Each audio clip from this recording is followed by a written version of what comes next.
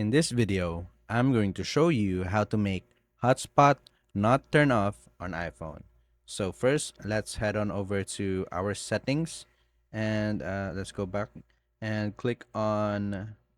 First, let's make sure that our cellular data is turned on for us to access personal hotspot. So click on personal hotspot and make sure that maximize compatibility is turned off. So because when it is turned on, it limits the performance for the devices connected. Next thing we need to do is we'll need to turn off low power mode. So let's go to battery and make sure that low power mode is turned off just like that.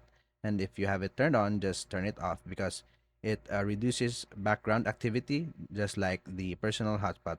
And another thing we can do also is uh, um, go to display and brightness and make sure that our auto lock is set to never so that when the phone is turned off, it doesn't disconnect to the Wi-Fi.